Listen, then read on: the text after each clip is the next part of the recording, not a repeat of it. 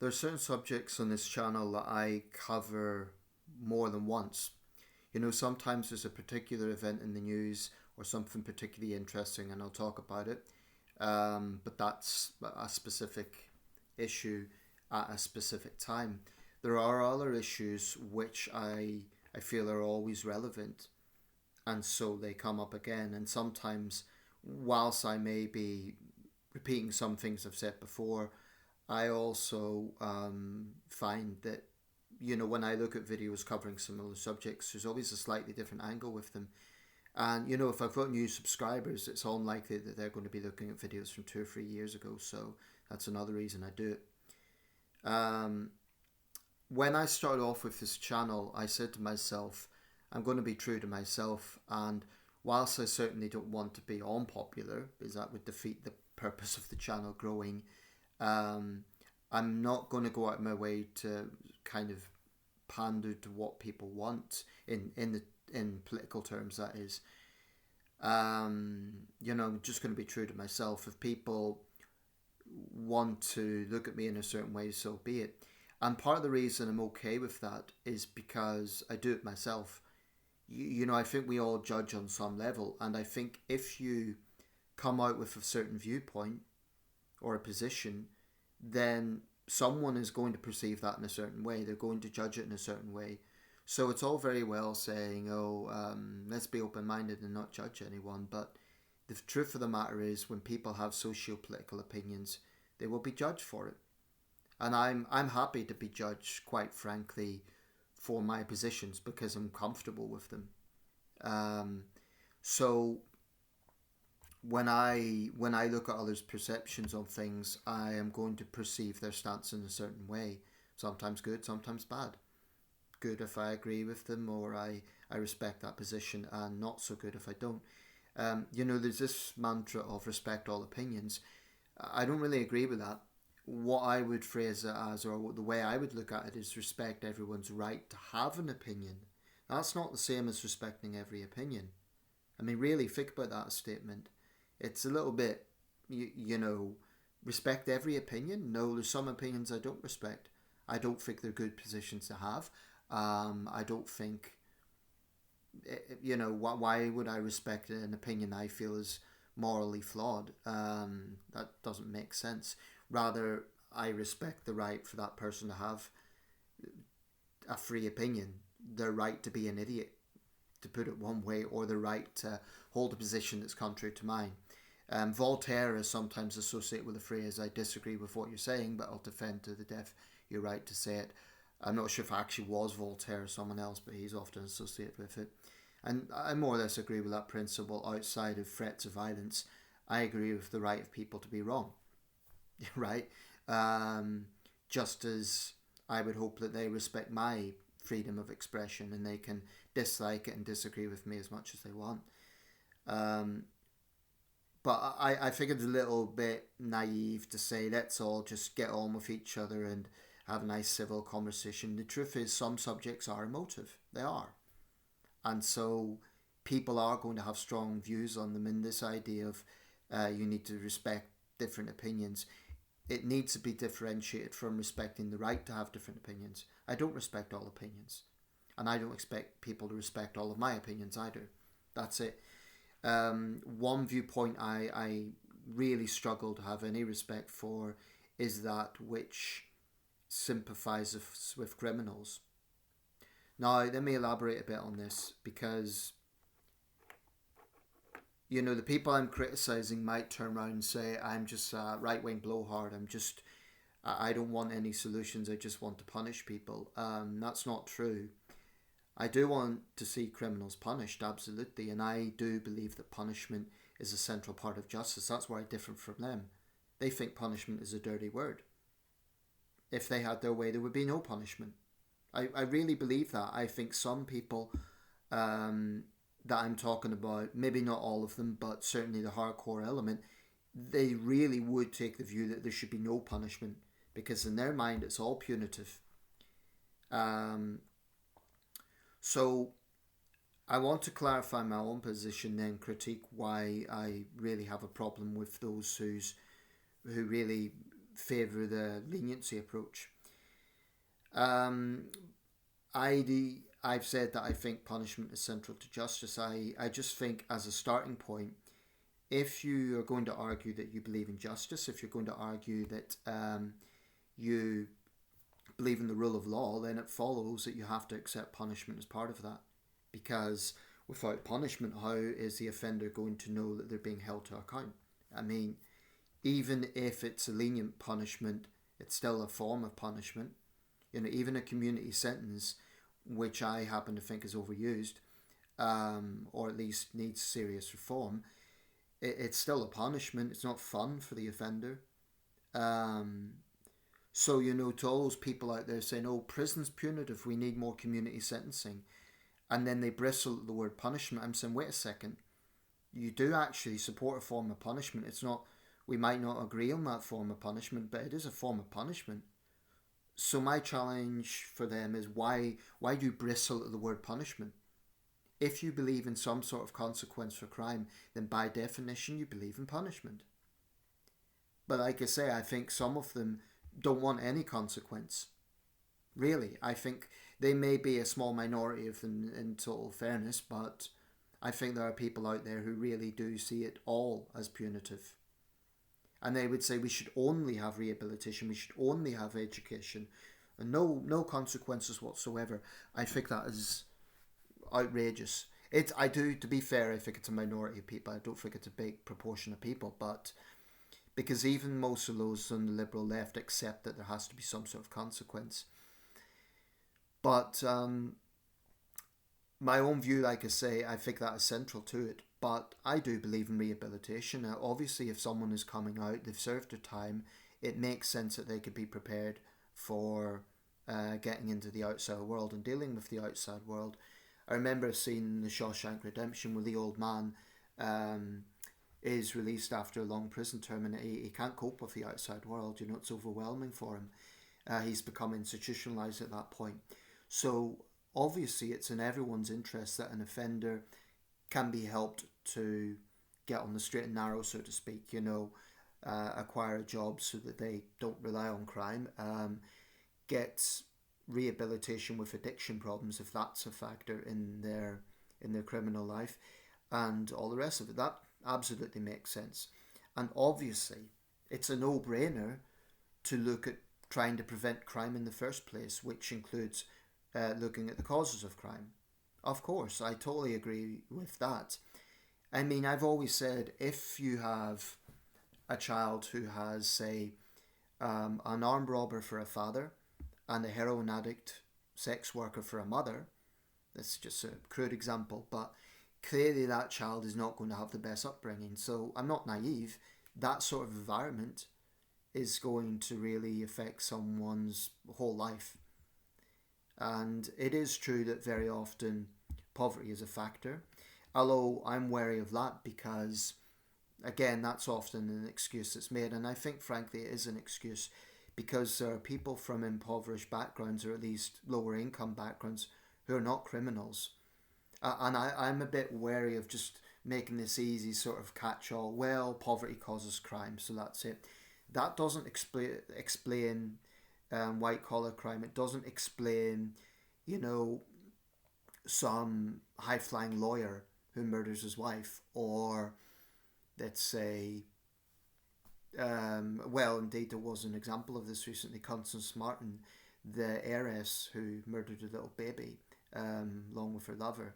That was a heinous case that disgusted many people. She wasn't from some housing estate. She was an heiress.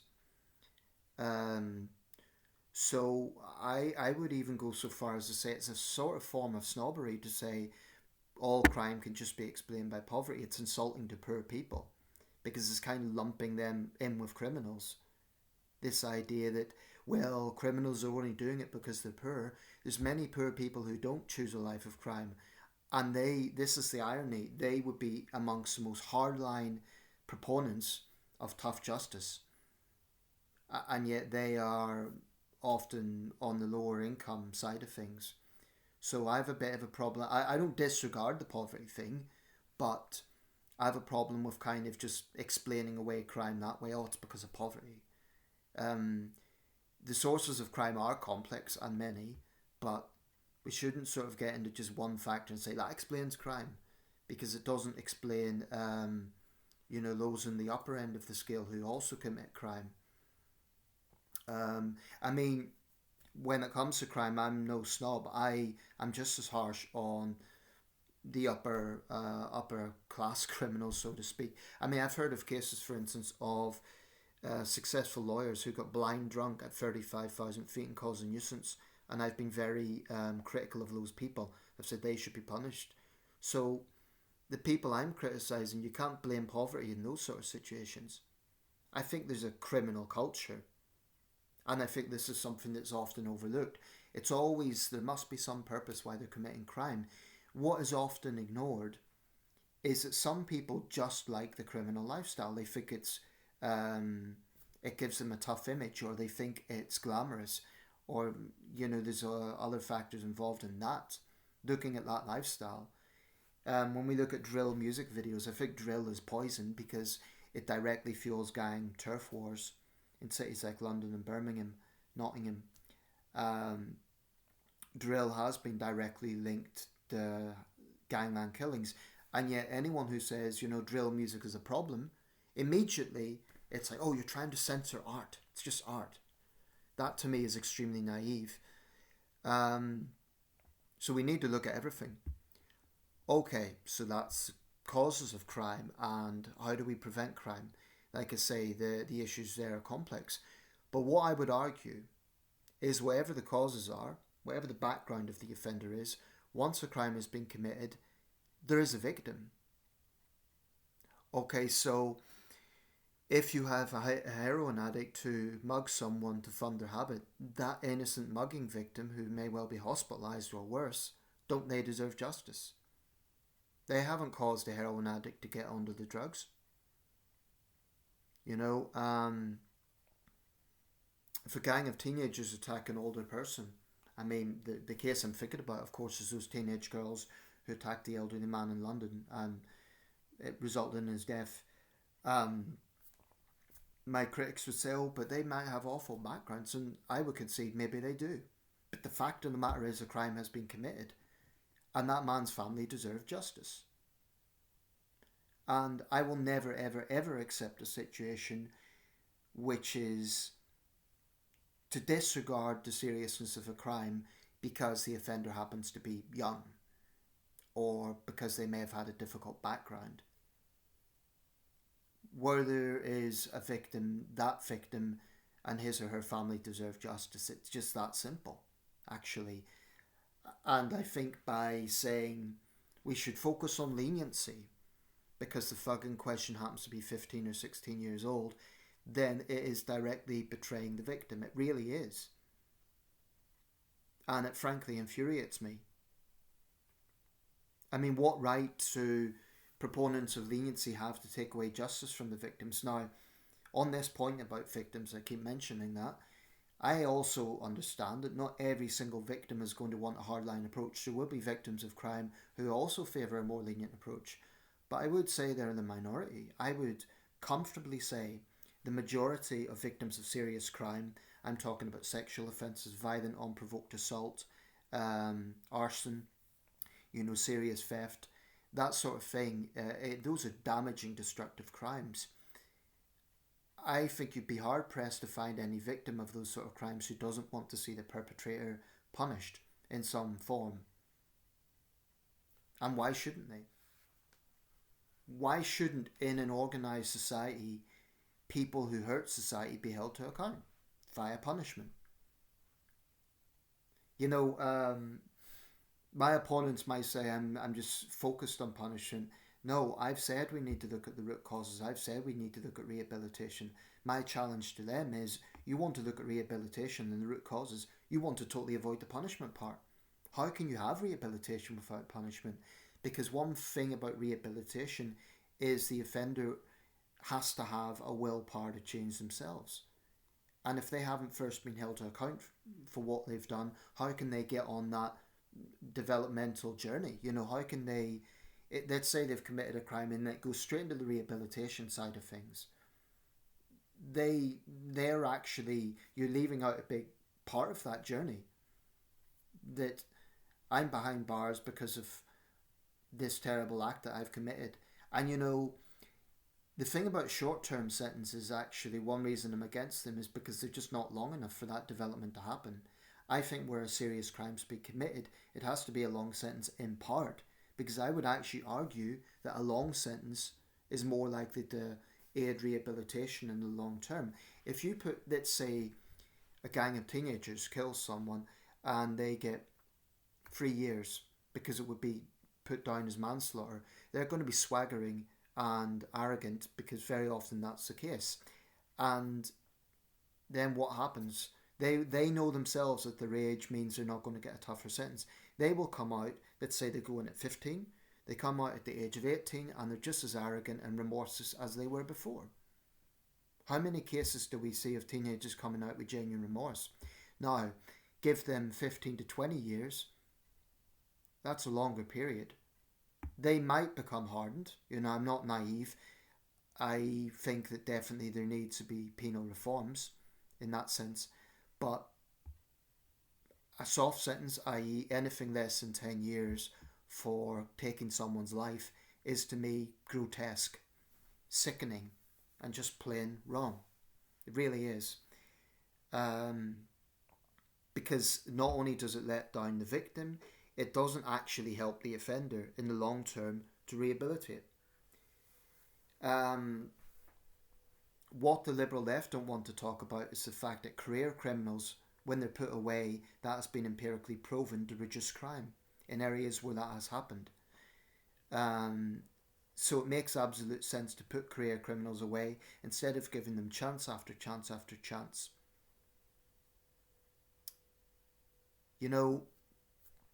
I am not so hardline that I think we should just flog them and throw away the keys. I think there will be some offenders who genuinely want to change their lives, and I think they should be aided in that regard. But I think before rehabilitation can happen, there has to be genuine remorse. Now, there is one exception I make. There are, as we know, unfortunately, there have been cases of serious miscarriages of justice in this country. I'm thinking of the man who spent 17 years in prison for a rape that he didn't commit, because Greater Manchester Police had put pressure on him to confess, and it was a landmark case quite recently. In cases where someone is really maintaining their innocence and new evidence emerges and there may be a miscarriage of justice there, then the whole point of rehabilitation doesn't even factor because they haven't committed a crime in the first place. So that's a whole different thing from what I'm talking about regarding justice and rehabilitation. A miscarriage of justice is a terrible thing. Another thing that might surprise those who I'm criticising, because they would disagree with me, is I don't actually believe in a brutal penal system, believe it or not. So as much as I'm hardline, I'm probably not an absolute hellfire and brimstone hardline as some people would be. For example, let's look at one recent case. Ian Watkins, the paedophile singer of Lost Prophets, was murdered at Wakefield Prison. Now, frankly, it's no big loss. He was a bad, bad individual. But immediately people were jumping into that and saying, oh, the murderer is a hero. And I'm thinking, wait a second. You don't know what the other inmate was in for. In fact, I understand that one of those that killed him, there's two defendants. One of them is himself in for sexual offences. So it's a bit strange applauding one criminal who happens to kill another. As far as I'm concerned, just one criminal taking the life of another criminal. Frankly, Ian Watkins' death is no big loss to society. But I don't believe in allowing inmates to do as they please inside, because you get certain offenders who, particularly sexual offenders, particularly if children are involved, they're going to be really despised by all. But I don't believe in prison vigilantism. It's not because I sympathise with particular offenders. It's because if you allow prison vigilantism, then you allow anarchy. The people who should be running prisons are the prison staff, prison wardens, prison governors. And I think that one of the problems in our penal system is a real low morale in prison staff in recent years. in the prison service. So I think those people need. I think that they need more recruiting. I think they need more support. I think that's actually a major factor. But this idea that anarchy should be allowed inside, I'm not in favour of that. And I'm also, some might be surprised to hear, against the death penalty. Because if a mistake is made, there's no reversing it. I also think that the death penalty has a brutalising effect on society. We abolished the death penalty, as I understand it, in 1968, and the last executions were in 1964. It's quite a long time ago now, 61 years ago. And as it gets further back in time, we're going to it's going to be unlikely that we'll ever bring it back, and frankly I don't think we should. It would seem like a step to the past, and if we did, we would also be the only country in Europe outside of Belarus that does. So actually I don't think even Belarus has a death penalty anymore. So if the United Kingdom brought back the death penalty, we would be unique in Europe, and we'd be, the odd one out in a bad way. So we don't need to bring back the death penalty. What we need to do is increase sentencing, build more prisons, build more prison space. And if people do need to be released, absolutely, because of the current situation, then the community sentences should be much, much tougher on the outside. For example, make them wear some sort of vest showing that they're an offender. Schemes like that can perhaps have a deterrent effect, because if everyone sees that you have a big letters across your bib saying offender, it's stigmatizing, and it should be, because no one's going to want that sort of humiliation. It might well have a deterring effect. I've also said before, and this might be controversial, scared straight. Why not have young offenders, bring them for a day trip to an adult prison? Don't expose them, don't allow any physical abuse, but let them see some of the worst. It's been tried in the United States with mixed results. I'm not going to claim it's all perfect, but the left love to talk about the Nordic model. Well, again, that's flawed, because the Nordic model, if you look at Sweden, it's actually now got a serious gang problem. It's had a bombing problem. It's, not the utopia that the left make it out to be when it comes to crime. And it's curious that they talk about Sweden, but they don't talk about Japan. Now, Japan is one of the safest countries in the world. It's got one of the lowest homicide rates in the world, particularly in proportion to its population, and yet they take quite a hard line on crime. So it's interesting that the liberal left always cite the Nordic countries, but they don't want to talk about Japan. And I'm not saying Japan is perfect. I don't think any system is. I mean, I'm a bit wary of Japan's overt reliance on confessions, but the fact of the matter is they do take a different approach than the Nordic states regarding crime.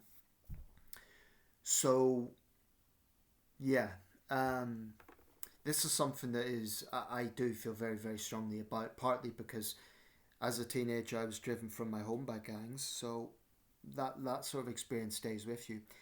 Secondly, I just don't understand how someone could see a heinous crime and the first thing that comes to their head is, how can we help the criminal to rehabilitate?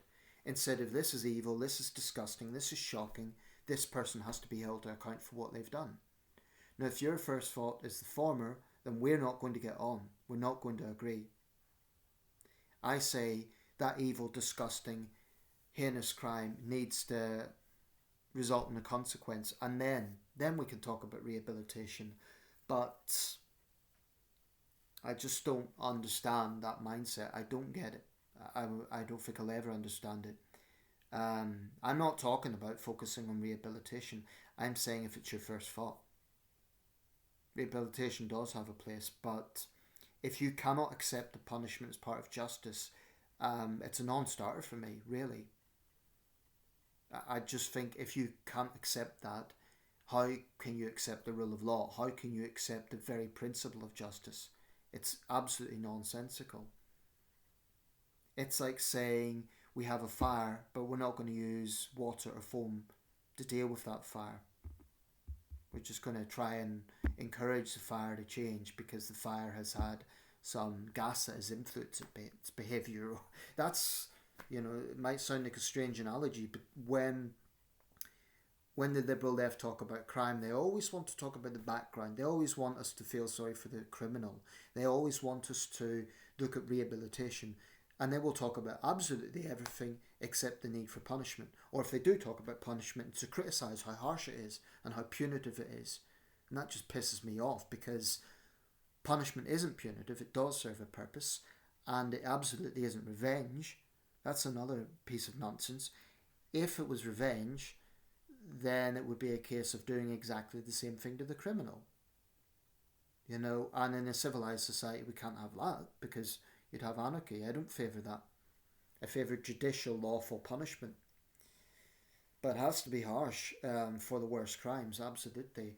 And I think in certain areas, I think in the case of repeat offenders, I think in the case of definitely young offenders, some driving offences, you know, if you have someone that's high on drink or drugs, I think it's nonsensical that they are allowed a licence ever again if they kill or seriously injure someone.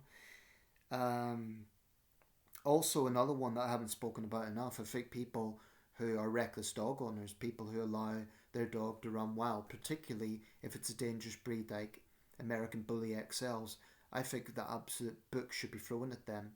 I would give them prison time, actually. I don't think it's just enough to